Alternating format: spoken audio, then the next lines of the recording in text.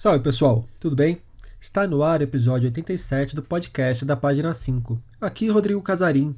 Página 5 é também a coluna de livros que edito no portal UOL. Estou no Instagram como página.5, no Twitter como @rodcasarim e no Telegram, só procurar pelo grupo Página 5.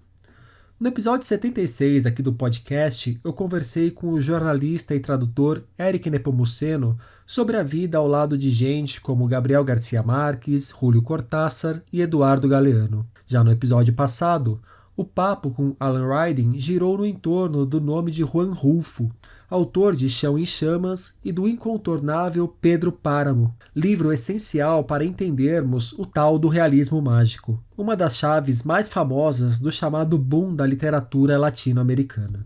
Pois faltava um papo sobre o que anda sendo produzido hoje por esses lados do mundo.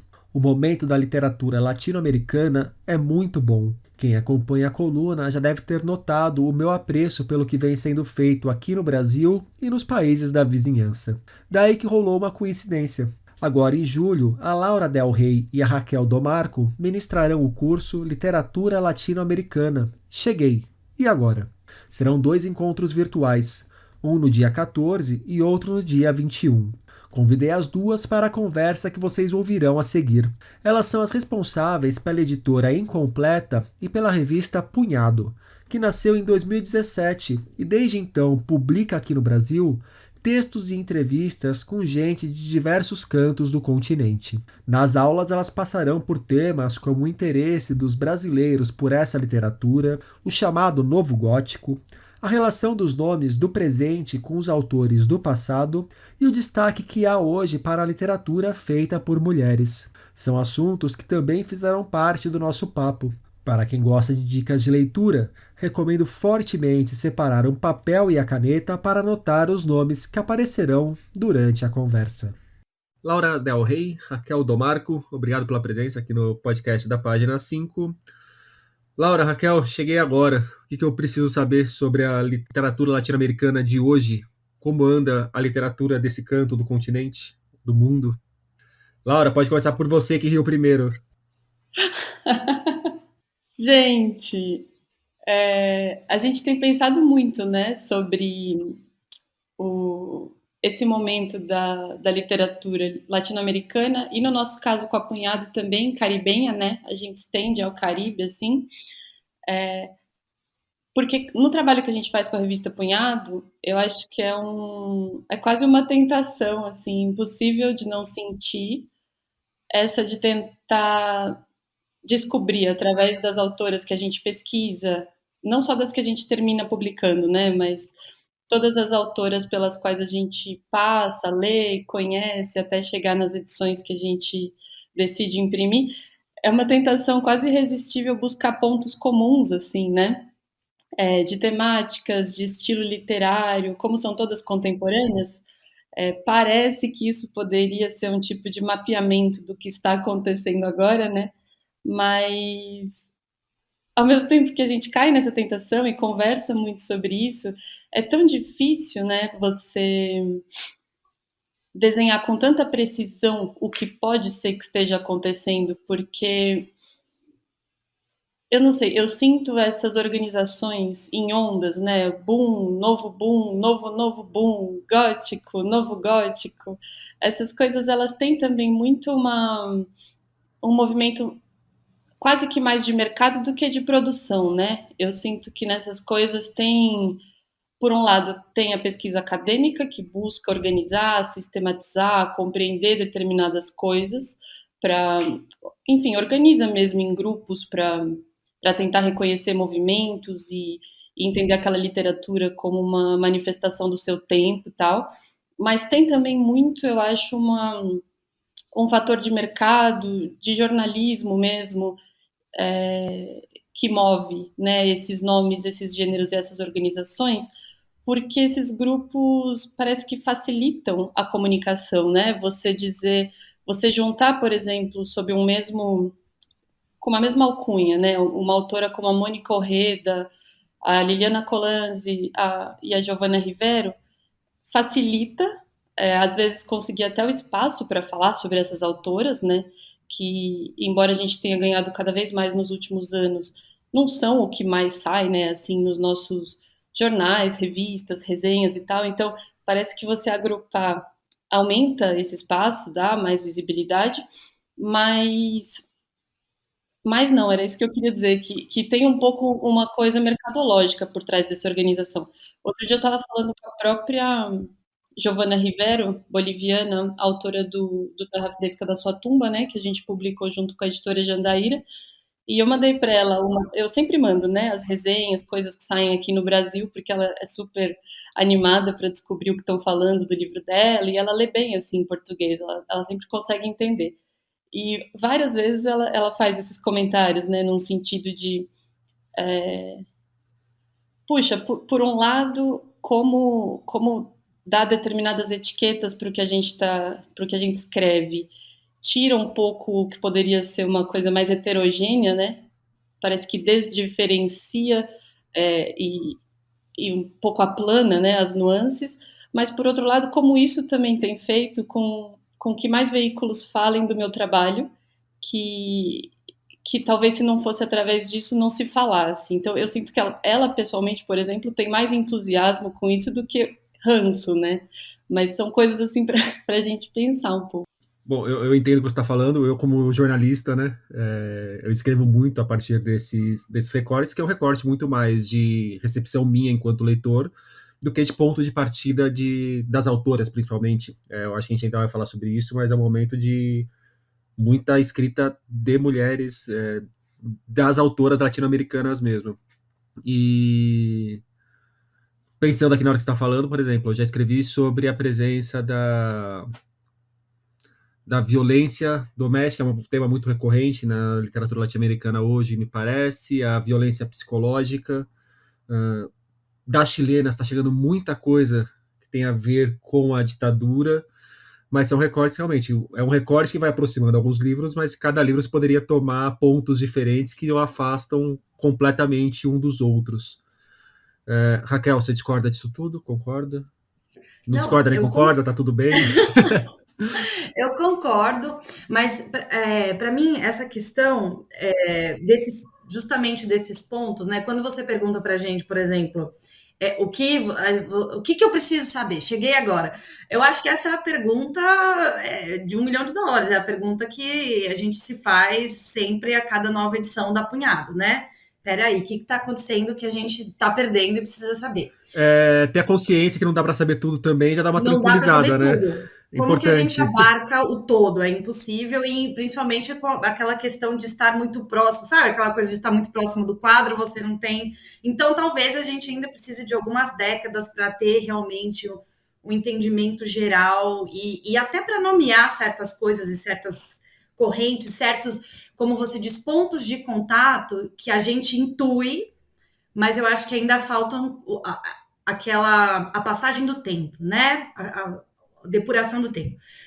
Quando você diz essa percepção que você tem como leitor, eu acho que é muito também a nossa percepção, não só como leitoras, mas como curadoras e no caso da Lau, editora, e no meu caso, tradutora.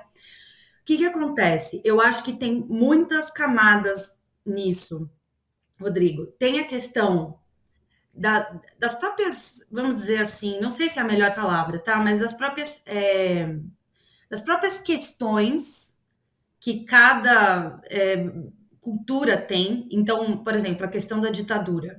Eu acho que é um tema, assim, para muitas, né? Não poucas, mas muitas culturas. Mas as ditaduras também, elas tiveram suas especificidades. Então, você vai ver alguns elementos mais em alguns tipos de literatura, mais em outros. No nosso caso, por exemplo, que a gente trabalha caribenhas, isso é uma coisa que a gente discute bastante.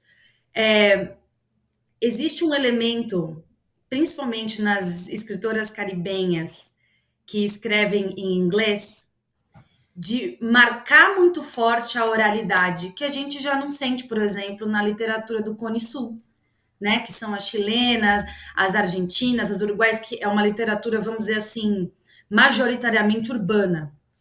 Porque as questões são outras, então tem muita questão da violência doméstica, das desigualdades de gênero, desses resquícios da ditadura, que muitas vezes são umas violências meio implícitas, meio tácitas, que dessa falha latino-americana em lidar, né, com que a gente sente no Brasil também, né, com meio de encerrar esse ciclo da ditadura.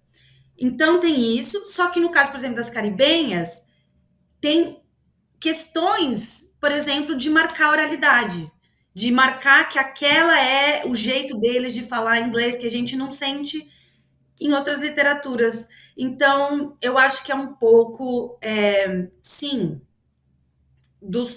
da questão das especificidades de cada cultura, e dentro do continente a gente tem não só as individualidades de cada país, mas a gente tem blocos, né? A gente tem o Caribe, o Caribe insular, vamos dizer assim. A gente tem o Caribe continental, a gente tem o Cone Sul. Então, essas diferentes realidades vão traçando pontos de contato e que a gente vê, intui. Não sei se, do ponto de vista acadêmico, quem está estudando isso, ou já quem está mapeando, mas como eu já disse, eu sinto que ainda falta para a gente ter essa clareza, né? Talvez até projetos como Apunhado, né? E muito do que outras editoras estão fazendo de realmente coletar, mas sempre tem o viés editorial, sim. Então, eu acho que muito do que se publica aqui, muito do que se fala desse novo boom, tem mais a ver com o que os editores, né, estão pensando, como eles estão olhando, o que eles estão trazendo, do que realmente com as autoras, porque às vezes parece que todas essas autoras brotaram ontem, e não é. Tem escritoras aí que estão publicando. Mas, enfim, nem sei. Eu saio por um fio e fui andando com ele. Mas eu acho que a questão se apresenta um pouco por aí, para mim. E a vida e as descobertas da literatura são assim mesmo. Depois que fica organizadinho, às vezes quando a gente coloca num texto e parece que tudo saiu ali, com as ideias tudo no lugar certinho, né?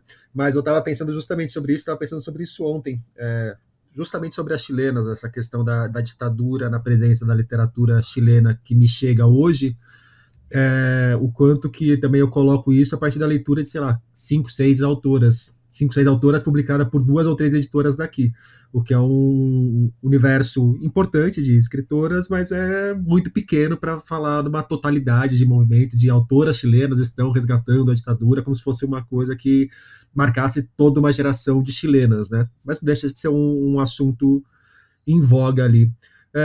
E quais são as características, então, que vocês percebem, se não que definem como um todo a literatura latino-americana, mas que estão presentes em diferentes pontos? A gente já falou aí das ditaduras, tem a questão da violência contra a mulher, que me parece muito forte também, uma marca ali do insólito que permeia muitas das narrativas, mas eu gostaria de ouvir de vocês o que vocês percebem de comum e de repente nem de tão comum assim. A gente fica falando sobre isso, né? Interessante, na verdade. O que será que elas estão produzindo é mais difícil da gente saber, porque são muitos países, muitas autoras, muitas coisas. Mas o que a gente consegue entender de forma mais clara é o que, assim, o que pelo visto o brasileiro gosta de ler dessas mulheres, né? É uma coisa que a gente conversa de vez em quando. Porque essas recorrências que você aponta de tema e de coisas que chegam, elas têm funcionado, né? Assim, por exemplo, quando a gente começou Apunhado, que foi em 2017, de lá para cá, eu percebo uma diferença substancial na quantidade de livros de latino-americanos publicados no Brasil, principalmente autoras mulheres, assim, né? Não que já não houvesse muita coisa sendo feita, né? Acho que principalmente a partir do sucesso comercial do Bolanho, teve uma intensificação de nomes mais contemporâneos e não só aquela coisa de traduzir para o português os grandes nomes de, sei lá, os grandes títulos do Garcia Marques, do Borges, do Cortázar. Começou realmente a ter um interesse mais pelo que está sendo feito agora e tal. Isso, então não é que a gente, quando cheguei, era tudo mato, né, por assim dizer. Já tinha Arte e Letra, por exemplo, fazendo um trabalho super bonito nesse sentido, né, e muitas outras. Mas de 2017 para cá, isso se intensificou demais. E aí o que eu acho que dá para responder um pouco, né, sobre essas questões comuns que você pergunta em relação ao que a gente tem trazido, o que a gente tem traduzido. Eu acho que as temáticas que vocês dois já falaram, né, tem principalmente no Chile, realmente, muita coisa que ainda toca na questão da ditadura. Tem muitos trabalhos, eu acho que falando sobre a ideia da maternidade compulsória, né? A Lina Meruane faz isso, a Ariana, né, também, que a Instante publicou, que a Instante publicou também tem essa temática. E eu acho que a gente poderia misturar, assim, é uma mistura de muitas coisas, mas esse insólito, junto com um certo uma coisa meio putrefata, né? Eu acho que essas autoras se dispõem a isso. Elas falam do corpo, por exemplo, em chaves mais incômodas, né? O próprio livro da Giovanna, estava pensando esses dias, né? Pontos comuns entre os 6 contos do livro. Tem vários pontos em comum. Tem muito presente a coisa da pessoa que se desloca, então de você ser um estrangeiro de alguma forma, chegando num lugar, ou como você se percebe dentro do seu próprio país em relação a uma pessoa de outro lugar. Tem bastante forte essa coisa geográfica e histórica e tal, mas ela também, em todos os contos, tem algum elemento do corpo um pouco desagradável, por assim dizer, que é a partir de onde eu acho que o pessoal pinça essa coisa do novo gótico, ou vai falar de um terror psicológico, né, nos textos dela. Eles não são necessariamente a chave dos contos, mas são características que estão ali. E que eu vejo que também existem em livros como, por exemplo, da Mariana Henriques, né, aquele... Como chama, gente? As coisas que perdemos no fogo, né? Então também acho que esse também é um ponto de coincidência, essa predisposição a lidar com o difícil, né? Você falando me vem à cabeça, por exemplo, a Maria Fernanda Ampuero, com Rinha de Galos, e o Temporada de Furacões, da mexicana Fernanda Melchor, eu esqueci o nome dela, eu acho que é Isso, Fernanda Fernanda Melchor, Melchor. me parece que tocam nesses pontos também. Não, me parece não, tocam nesses pontos, que são livros que eu conheço mais ou menos bem. Eu colocaria aí também, que daria para fazer essa aproximação do putrefato que você falou. Eu fico pensando até que ponto também a gente vê muito essas questões. A gente não pode deixar de considerar o momento cultural que a gente vive no continente. E eu acho que tem é, essas questões do corpo, e principalmente do corpo da mulher, enquanto esse objeto ultra explorado, né, que é como uma era em que as mulheres tomam se apropriam do discurso do próprio corpo para tirar, saindo daquela hipersexualização e indo para essa coisa desse corpo meio decrépito, explorado e de várias formas, né? Tanto pela violência quanto pela maternidade compulsória, que é engraçado. Eu lembrei até do conto da uruguaia Água Gelada, que saiu na Punhado, né? O quanto aquela relação com as filhas é difícil. Isso. Então, eu acho que são temas que estão muito expostos no nosso momento cultural. A gente vê isso no Brasil e como está acontecendo no Brasil, em muitos outros países da América Latina. Eu acho que é como se fosse assim, um momento do nosso feminismo de forma um pouco continental, que é diferente, um pouco diferente entre um lugar e outro, né? Alguns lugares, como né, o tema da ditadura, se sente mais isso também sobre o corpo feminino, é interessante. E outra vez, né, não é uma coisa necessariamente que surgiu ontem. A gente tem o texto da Helena Poniatowska, que está na Punhado 1, que dialoga, é isso, é um corpo feminino ali naquele lugar de opressão, de repressão e tal. E a coisa do insólito, eu fico pensando também até que ponto isso não um pouco do sujeito contemporâneo, lidar com certas coisas insólitas, porque isso não é uma coisa que eu vejo só na literatura e nem só na literatura da América Latina. Eu acho que, não sei, eu entendo isso um pouco como uma coisa das artes plásticas, das artes dramatúrgicas, do cinema, até, sabe? Então, é algo que eu me questiono, assim, esse insólito, ele é muito particular de cada país, a maneira de tratar o insólito, que elementos você vai pôr nesse insólito. Eu entendo essa relação com o gótico, por exemplo, mas eu acho que o insólito, ele é uma coisa, até, né, falar disso hoje, depois de Covid, onde o mundo inteiro meio assim, né? Ficou meio. Já não era aquele problema que você vê uma guerra num lugar e, nossa, que triste, porém, né? Aquilo não afeta.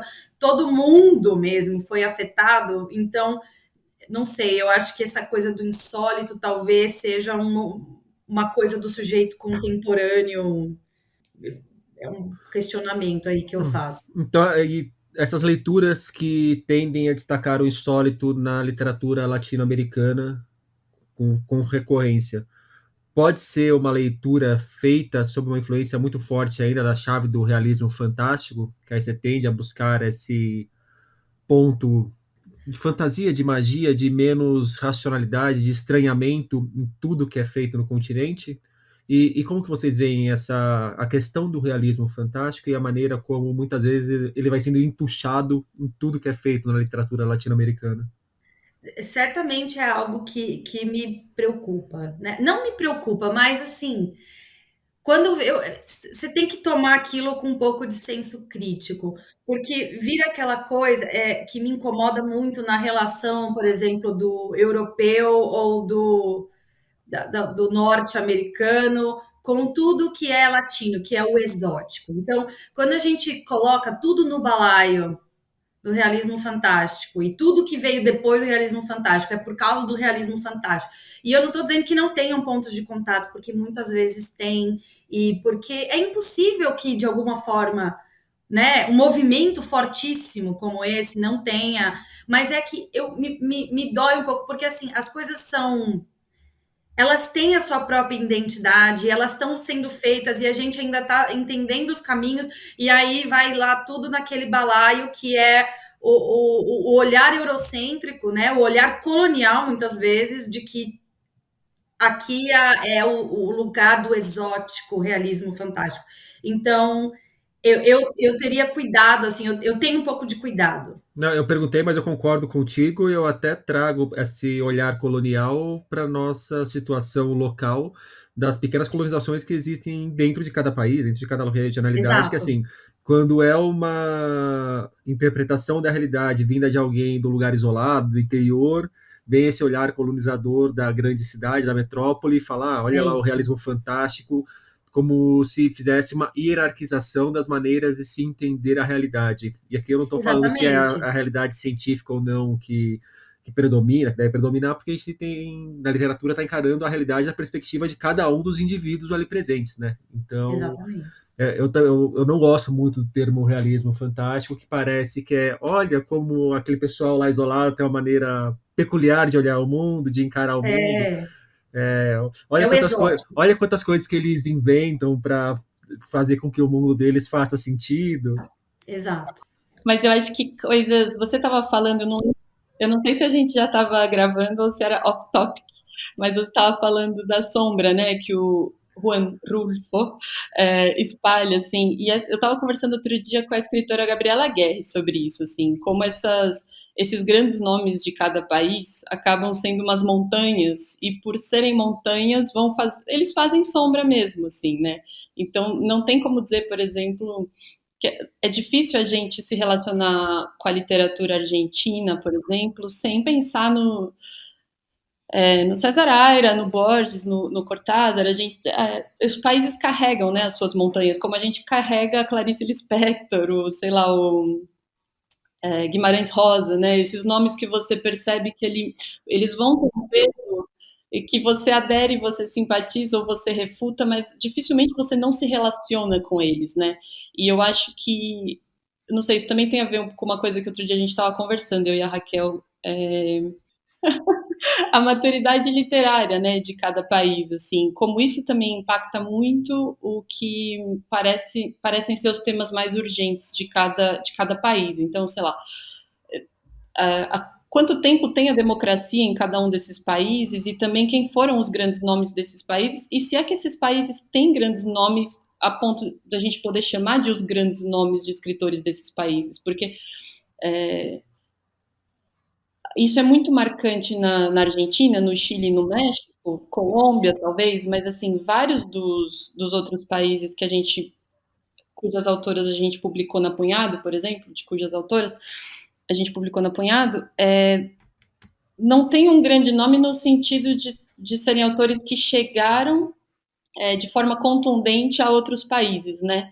Não entraram, por assim dizer, no circuito literário. Então, talvez eles tenham um poder e uma relevância local, mas não foram traduzidos para outros lugares.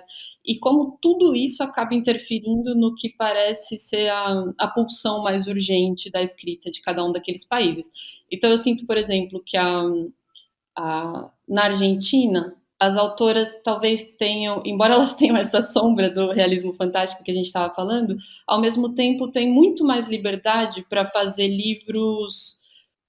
Como dizer o que eu quero dizer? Por exemplo, ontem eu estava lendo o Karl Ove, o segundo livro lá da série dele, e pensando como aquele livro poderia sair basicamente de um cara branco, norueguês, assim, né, que se dedica a fazer volumes de 500 páginas de uma autoficção ali muito do dia a dia dele, assim, dificilmente você imaginaria, por exemplo, uma escritora boliviana podendo parar para escrever 4.000 páginas de uma autoficção e que isso viraria um best-seller, isso que eu quero dizer. E parece que na Argentina, como eles já passaram algumas etapas, eles leem muito, né? Um país, não sei mais como está isso hoje em dia, mas eles têm essa fama de ser um país de leitores, né? Como isso também traz mais liberdade ou mais amarras, assim, para as escritoras. Então, e aí volto para o que eu estava falando com a Raquel outro dia. Parece que os países em que as mulheres estão começando a ganhar mais espaço só agora, elas ainda têm questões muito básicas para explorar. Elas estão chegando com aquela vontade de falar de quem nunca teve voz antes. Então, a gente enxerga mais claramente temas sociais, né? Uma vontade de romper com as coisas, de dizer, bom, agora eu posso falar. A Mônica Orreda, eu sempre falo isso, a Raquel não aguenta mais, mas eu gosto muito dessa fala da Mônica Orreda, que é uma autora equatoriana. Eu adoro Mônica. Ela pesquisa literatura pornográfica latino-americana, né? E numa entrevista que ela deu para o Punhado, ela estava falando para a gente como ela percebe, por exemplo, na pesquisa dela, que nos momentos de maior repressão, por exemplo, governos muito direitosos, né, ou quase fascistas mesmo, assim, são momentos em que a literatura se torna mais pornográfica, mais erótica, mais provocativa mesmo. Então eu acho que são essas ondas, né, de reação, assim, de combate, um pouco são respostas que vêm nos livros ao que tá acontecendo no tempo, né? Eu vejo muito, eu acho que essa conversa foi muito legal que você trouxe, porque assim, eu entendo muito essas relações das temáticas e até da maneira de escrever, né? Quando a Lau cita a Argentina, que é isso, elas se permitem não só temas, mas também eu acho que mais experiências linguístico-formais mesmo. Porque é um polissistema, que eu vou usar mesmo, né, a terminologia do Evenzoar, é um polissistema que já tem uma certa, né, elas já leram muita literatura original e traduzida, e não só literatura traduzida, mas ela é uma literatura traduzida na Argentina, para argentinos.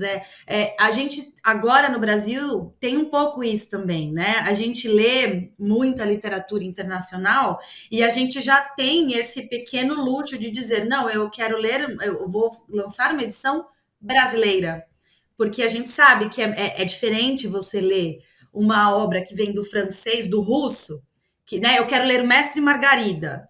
Até pouco tempo atrás, se a gente quisesse ler em português, a gente tinha que ler uma versão europeia, em português europeu. E a gente já tem essa consciência de que não, eu quero ler uma tradução boa, criteriosa, mas no meu português. Que é uma coisa que, por exemplo, quando a gente fala outra vez do Caribe insular, tudo que chega nessa, né, são ilhas, então você imagina, tudo que chega lá, traduzido para o inglês, que é, vamos dizer assim, a língua oficial, né? Uma das línguas oficiais na maioria desses lugares, ele chega em qual inglês? Não é no inglês de Granada, não é no inglês de Antigo. Ele chega no inglês da metrópole, né? Seja os Estados Unidos ou seja a Inglaterra, o Reino Unido. Então, o fato delas escreverem, marcando a sua oralidade e verbalizando isso. Eu li um livro recentemente da Monique Roffé, onde ela faz questão de marcar, não só de escrever com a oralidade, que isso é uma coisa que a gente vê muito em diversas autores, nas haitianas, tanto as que escrevem em inglês quanto as que escrevem em francês, né? Elas marcam muito o jeito, né? A maneira de falar, não só do ponto de vista lexical, mas imitar mesmo a fonética, né? Mas ela verbalizava, tipo, ó, aquela ela por exemplo, uma das personagens, era uma personagem que ela manifestamente era descrita pelo narrador, era muito difícil para ela se encaixar ali, porque ela era uma mulher branca falando como um negro da ilha, né? Então, esse tipo de situação a gente já não sente, né? Por exemplo, nessas autoras argentinas, nas autoras chilenas, porque tem a ver com realmente as etapas, né, como a Laura falou, mas também eu acho que é uma questão de polissistemas, né, de como as literaturas, inclusive as internacionais, e esses textos fundamentais que fazem parte do cânone literário universal, como eles chegam nesse lugar. Então, eu entendo também dessa forma, Rodrigo. Raquel, você lembrou aí de um país interessante para a gente falar sobre como ele se localiza na literatura latino-americana, na literatura americana, que é um tal de Brasil. Como que nós dialogamos, não dialogamos? Recebemos, sim, tem, como a gente já passou por aqui, a gente tem recebido com cada vez um volume maior de autores e autoras da América Latina, do Caribe também. Não sei como que a gente tem chegado a esses países, mas como que vocês veem a relação do Brasil e da literatura brasileira com esses outros países e essas outras literaturas que nos cercam?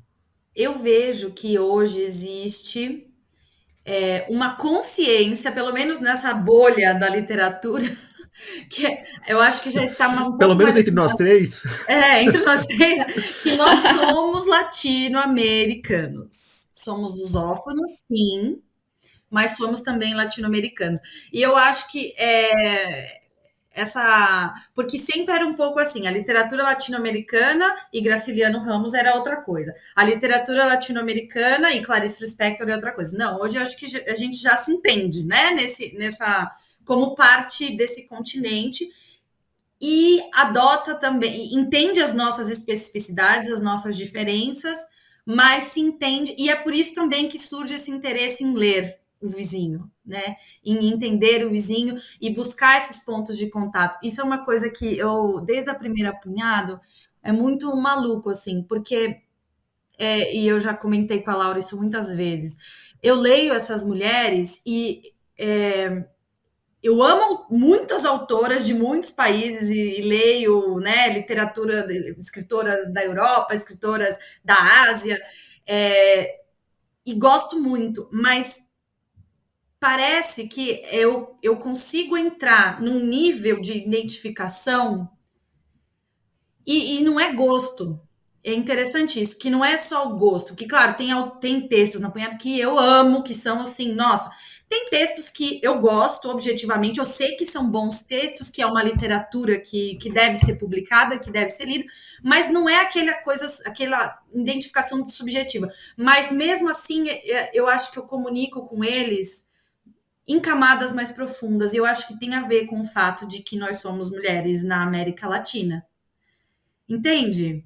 Então, um pouco daí eu acho que surge também esse boom, que é muito mais editorial do que de fato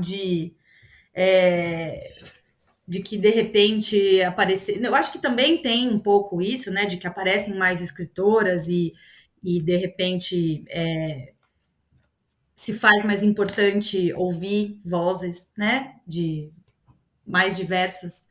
Mas eu não sei, eu sinto que é um pouco essa mudança na relação, sabe? Entre Brasil e Latinoamérica. Eu acho que a gente tá. Tem várias. A gente está trabalhando muitos temas, assim, políticas afirmativas com muito atraso, né? E que entraram com bastante intensidade, assim, no debate nos últimos tempos, né? Então, temática antirracista, feminista, essas coisas ganharam muita força, felizmente, assim, né? E claro que num primeiro momento, às vezes, entra de um jeito esquisito, mas imprescindível para que daqui a pouco a gente consiga lidar com tudo de uma forma mais madura e eficaz, né? Quando eu digo esquisito, eu estou falando, por exemplo, sobre como, no fim das contas, as marcas se apropriam dessas pautas para vender os produtos delas, esse tipo de coisa que eu estou dizendo, assim, né? Uma coisa que deveria ser uma mudança social muito profunda e que a gente, às vezes, dá uma preguiça de ver como, na verdade, tudo se torna um pouco mercadoria de novo, né? Mas eu acho que a gente se perceber como latino-americanos entra um pouco nessa onda também, né? Tem a ver como. Eu acho que tem a ver com quem somos no final das contas, né? E quando acontece uma coisa como essa pandemia, por exemplo, com os Estados Unidos segurando ali um monte de vacina excedente, e a gente fica muito chateado aqui, muito deprimido e cansado no Brasil pela pela resposta sanitária, enfim, política da saúde estar sendo como é, né, ter sido como foi, mas se a gente se comparar com outros países da América Latina, a gente está muito à frente. Então, quando a gente olha ao redor, assim, tem países que ainda estão com 6% da população vacinada, né, assim, e eu acho que a gente tem finalmente, talvez, começado a se ver como mais primos dos países vizinhos do que filhotes dos Estados Unidos. Eu espero, porque eu acho que isso é muito importante para a gente se entender melhor, né? Agora, falar sobre como a literatura brasileira se encaixa assim, nisso tudo que a gente está conversando, que foi sua pergunta, eu acho tão difícil. Sabe quando você está tão dentro do negócio que você até tenta entender, mas não consegue, porque é tão múltiplo o que está acontecendo, né? Não sei, se eu tivesse que aproximar, por exemplo, autoras brasileiras de algumas das autoras que a gente publica na Punhado, talvez pensasse a Paloma Franca Amorim, a Ana Paula Maia, mas a gente está fazendo tanta coisa tão diversa, né, na literatura contemporânea, assim.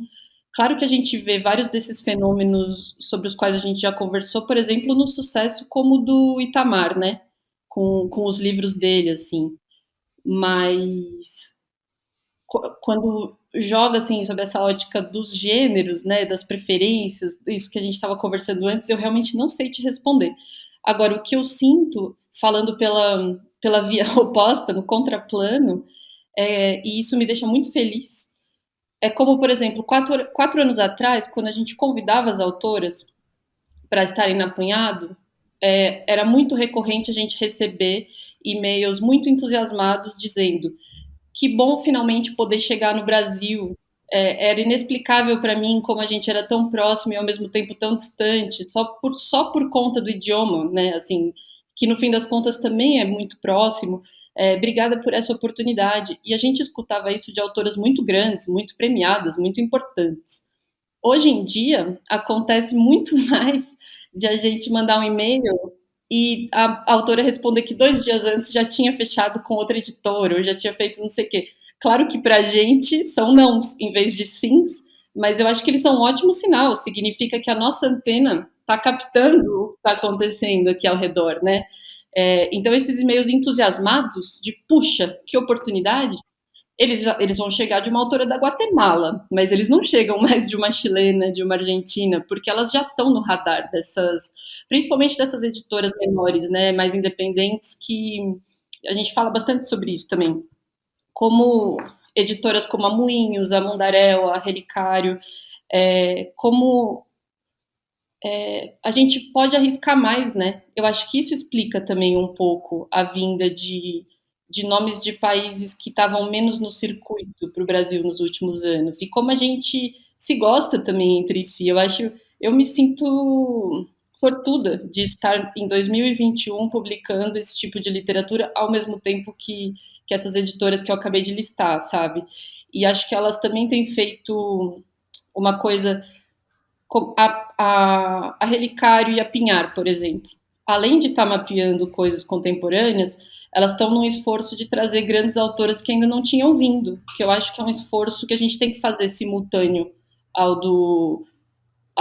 da busca pelas contemporâneas, né? Então elas estão trazendo a Sara Gajardo, a Gabriela Mistral. Isso é muito importante também, porque a gente traz o histórico junto, né?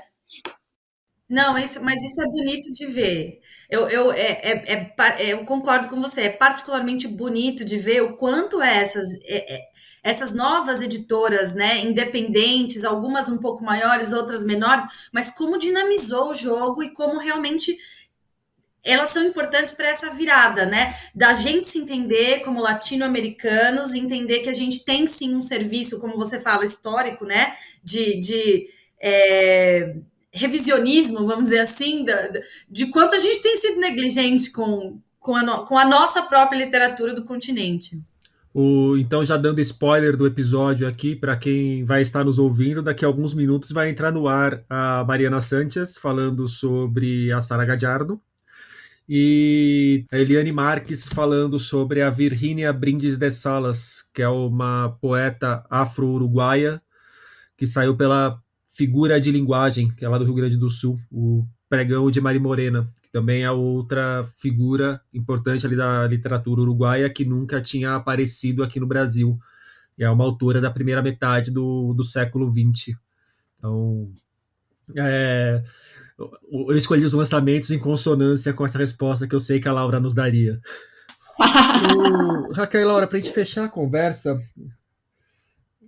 eu dando uma olhada na Punhado mais recente, na 6, não vou lembrar agora se era 6A ou se era 6B, um detalhe tão banal me conectou com umas coisas que eu tenho pensado, que ali a Gabriela Guerre, vocês colocam a Gabriela Guerre como uruguaia e brasileira. E imediatamente na hora que eu vi isso, me lembrou da última vez que eu estive em Buenos Aires. Eu estava numa das livrarias de Buenos Aires e eu achei um livro do Julián Fuchs, traduzido para o espanhol, na prateleira de literatura argentina.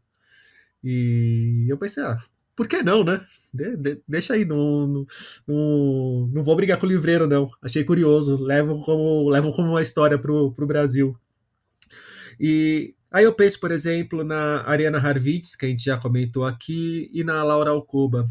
A Ariana, uma escritora argentina, radicada na França, que escreve em espanhol, mas sobre uma realidade de um quase não lugar, mas é um não lugar com muitas características francesas. Agora, no Precoce, é um não lugar onde as pessoas torturam o ganso para fazer foie gras, por exemplo, que não rola na Argentina.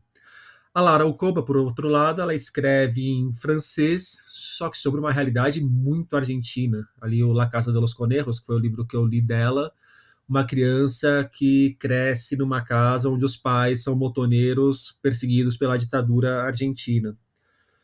Aí tem a Juliana Delgado Lopera, que, Laura, sempre que você falou sobre essa questão da linguagem dos autores caribenhos, de como eles marcam a linguagem, me veio a Juliana, que é uma colombiana da região ali caribenha da Colômbia, se não me falha a memória, mas que mora nos Estados Unidos, mora em Miami, escreve em inglês, mas escreve no inglês muito permeado pelo espanhol e pelo espanhol dito pela comunidade latina ali de Miami, e escreve sobre uma realidade muito latina ali de Miami.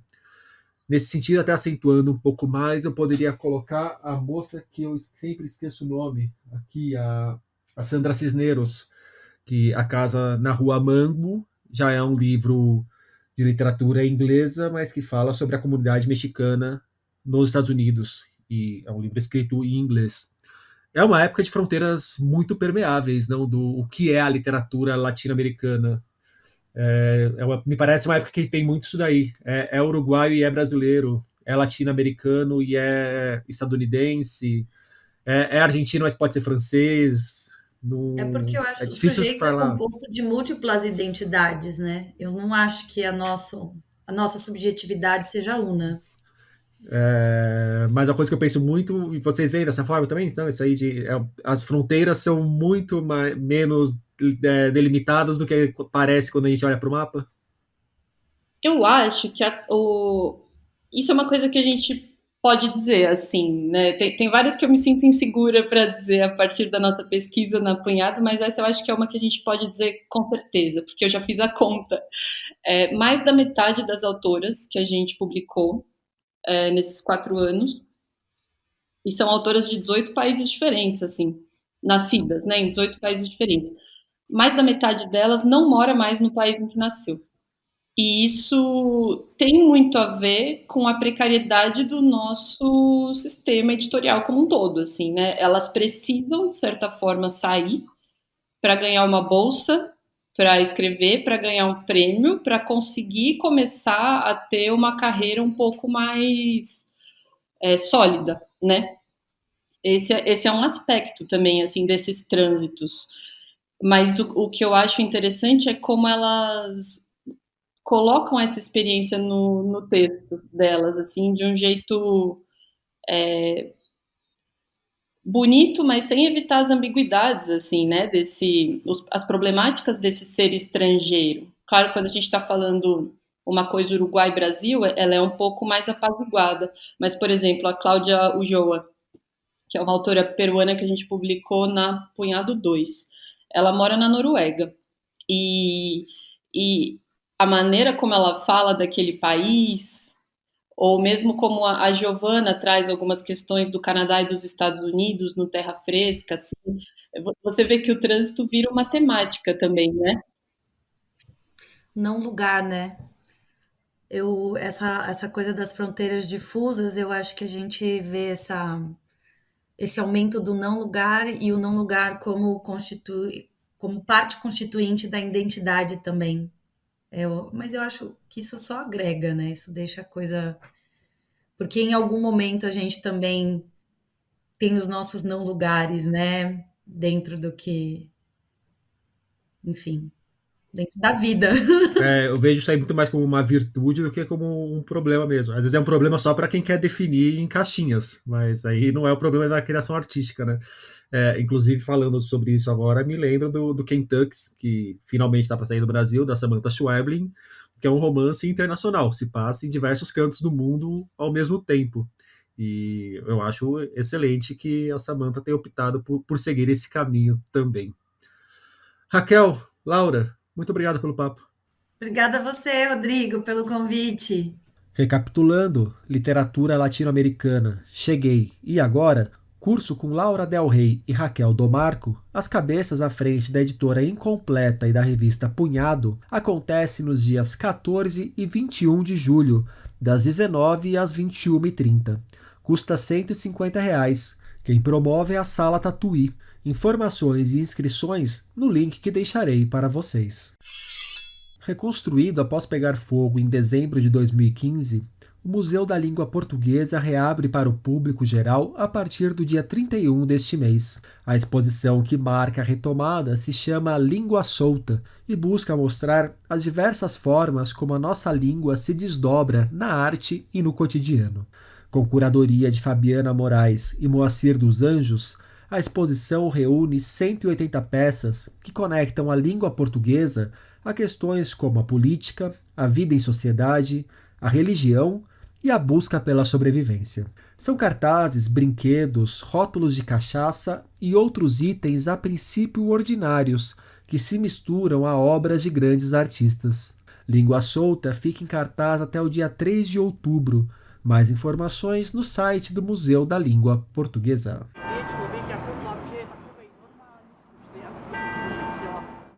Estilhaço contra estilhaço. Que amor com amor se paga? Um camelo? Olho por olho, a que parábolas do céu? Cristo negro, maniado pela audácia e pela força, deixarás tua mansidão de cordeiro e tua vergonha. E força contra força, rode o chicote por terra, remova o fel e o teu medo, caia pedra sobre pedra. Sangue e chaga muito ensinam. A justiça é melhor amo que as lágrimas do vale do escravo venerável. Como trouxeram à terra o lírio, a ti te deram no peito, nas bochechas, as algemas do senhorio. Estilhaço contra estilhaço, que amor com amor se paga. Você acabou de ouvir o poema Cristo Negro, de Virgínia Brindes de Salas. A Virgínia é uma das principais poetas do Uruguai. Ela se destacou pelos seus versos sobre o modo como entendia a sociedade, a condição das mulheres e as raízes africanas do país à margem do Rio da Prata. A Figura de Linguagem publicou há pouco um dos livros de Virgínia, Pregão de Maria Morena, lançado originalmente em meados da década de 1940. Quem cuidou da tradução foi Eliane Marques. Ela que recitou o poema pra gente, e é ela que fala um pouco mais sobre a autora.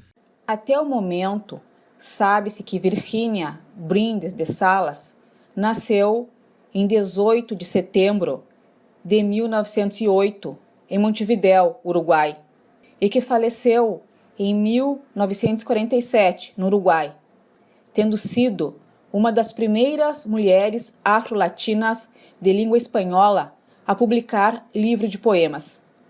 Sabe-se então que publicou Pregão de Maria Morena, de 1947, publicado em língua portuguesa pela editora Figura de Linguagem, e que publicou também Cien Cárceles de Amor, de 1949. Sabe-se também que Virgínia Brindes de Salas foi uma mulher de fortes posições políticas, embora sem pertencer a qualquer partido político, e que, com sua presença e seus poemas, nos legou a ruptura dos silêncios dos quais somos herdeiras. Fiquem com mais um poema de Virgínia Brindes de Salas na voz de Eliane Marques. Este se chama Prece para Crianças Sem Canto. A miasma sobe o tônus no velho cortiço. Entre mormaço e ratos, as crianças de minha raça estão brincando de quatro. Os brancos do vizinho do andrajoso pátio se aproximam das minhas crianças. E ali estão irmanadas, duas raças sem carinho. Formam uma roda alegre de pequenas vozes ternas. Suas caras, por sua vez, parecem um tabuleiro humano de xadrez. Se assemelham a esses pátios dos velhos casarões, o piso branco e negro que assim se veste austero dos mais amplos mosaicos. Ali estão minhas crianças, elas são as mais pobres. Nesse pátio imundo todo baralhado, não há redes, nem bonecos. Se em seus quartinhos velhos escasseia o pão seco, quero beijar a cabecinha da criança negra e dar a ela assim meu terno calor, que circule seu sangue neste amargo inverno. Romance da argentina Sara Gallardo, Em Cerruas, foi publicado em 1971, até que teve uma boa recepção da crítica, mas logo foi esquecido, tanto que não é um título que costuma ser citado quando o assunto é o boom da literatura latino-americana. Nos anos 2000, que leitores voltaram a prestar atenção na obra. Isso após Ricardo Piglia incluí-la em La Biblioteca Argentina, série Clássicos, uma coleção de 24 títulos publicada pelo jornal Clarim. Agora, esse Ruas chega ao Brasil. Quem falou sobre o livro foi Mariana Sanches, que o traduziu para o português. Eu acho que parte da mítica de Ace Ruas está no fato de que o livro demorou para ser redescoberto até na Argentina. Ele saiu em 71, há exatamente 50 anos, e na época até teve uma boa repercussão, mas logo caiu numa espécie de limbo e só foi, digamos, recuperado porque o escritor Ricardo Piglia decidiu incluir Ace Ruas na coleção Clássicos da Biblioteca Argentina, isso já nos anos 2000. Bom, Ace Ruas é um romance sobre o périplo de um indígena da etnia Huichí, que habita ali a região do noroeste argentino, perto da fronteira com a Bolívia, com o Paraguai. Esse homem, que se chama Eicirroas, é evangelizado numa missão pentecostal escandinava de pastores noruegueses e ganha o nome de Lissandro Vega. E essa dupla identidade vai permear todo o livro, porque de fato estamos diante de uma cisão entre duas culturas, né? A do cristianismo e a do xamanismo. E é no meio dessa ruptura que Eicirroas ouve um chamado de Deus e descobre que tem uma missão divina.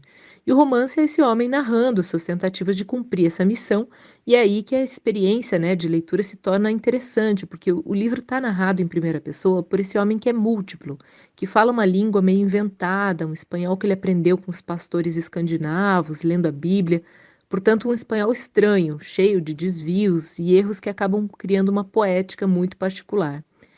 É nesse sentido, inclusive, que a crítica compara Eicirroas com obras que forçam o uso da linguagem, como Pedro Páramo, do mexicano Juan Rulfo, Sama, do argentino Antônio de Benedetto, e também com a obra do Guimarães Rosa aqui no Brasil.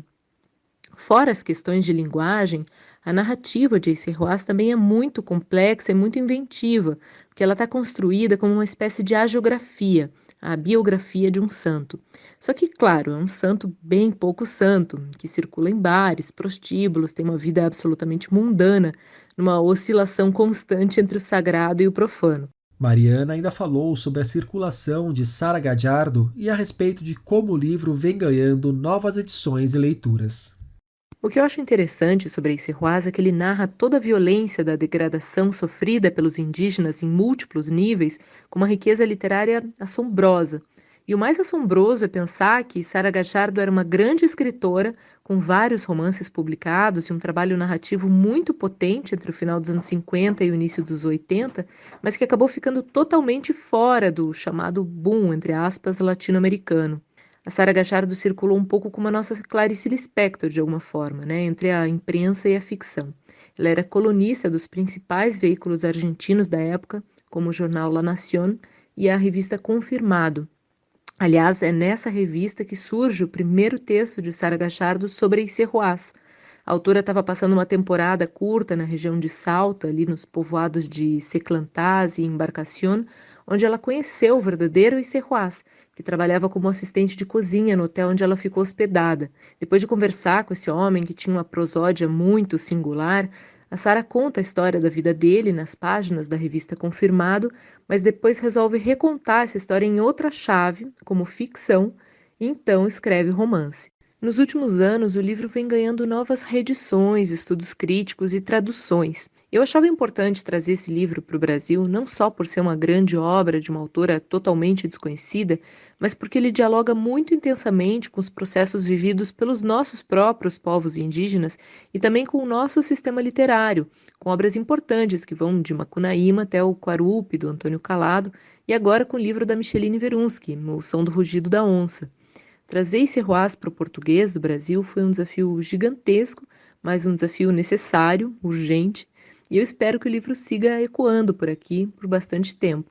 Eicirroas, de Sara Gadjardo, traduzido por Mariana Sánchez, chega aos leitores pela Relicário. Um breve romance de fantasia e realismo mágico com toques de ficção científica. É dessa forma que Luiz Braz define Vidas Andarilhas, livro que acaba de publicar. O Luiz é autor de obras como Distrito Federal, Pequena Coleção de Grandes Horrores e Sozinho no Deserto. Ele deu uma palavra sobre esse trabalho mais recente aqui para o podcast. Olá, pessoal. Olá, Rodrigo. Obrigado pelo convite para falar um pouco sobre o breve romance Vidas Andarilhas, lançado recentemente pela editora Caos e Letras. Vidas Andarilhas conta duas histórias diferentes que se reúnem no final. São duas linhas narrativas que se encontram nas últimas páginas. Na primeira linha, o assunto principal é a empatia total. O que seria isso? A empatia total seria um modo de todas as pessoas sentirem todas as pessoas, um tipo profundo de telepatia. No livro, um cientista brasileiro está desenvolvendo um método para que todas as pessoas possam sentir profundamente os outros. Assim, diz ele, não haverá mais violência, não haverá mais corrupção e pobreza, não haverá mais guerras. Enquanto isso, na segunda linha narrativa, há uma velha feiticeira andarilha que vive cercada de gatos. Essa velha feiticeira cometeu um crime terrível e foi condenada a vagar de cidade em cidade em busca de redenção. Tudo se passa numa cidade imaginária chamada Cobra Norato. É uma cidade fantástica localizada no Mato Grosso do Sul. Essa cidade surgiu em torno de um morro e não tem ruas, nem alamedas, nem esquinas. Existe apenas uma única avenida, a Avenida Oroboro, que contorna todo o morro. No alto fica a misteriosa Torre de Babel. Cobra Norato já apareceu em outros livros meus, mas neste Vidas Andarilhas, essa cidade passará por um evento terrível. Enfim, feita de capítulos curtíssimos, a história reúne numa cidade misteriosa vários personagens cujos caminhos nem sempre se cruzam, mas se afetam de maneira indireta. Vidas Andarilhas é um breve romance de fantasia e realismo mágico, com toques de ficção científica. Há uma atmosfera levemente filosófica que facilita a reflexão sobre identidade, realidade, transcendência, o bem e o mal. Como o Luiz disse, Vidas Andarilhas sai pela Caos e Letras. E nesses dias, na página 5, nós tivemos: livro fast food de Gil do Vigor é candidato à pior leitura do ano. Quando a sombra da bandeira deixa um país inteiro na escuridão. Resenha de Space Invaders, de Nona Fernandes. Por hoje é isso aí, pessoal. Indique o podcast pros amigos e pros inimigos. Um abraço, um beijo, um aperto de mão e até semana que vem.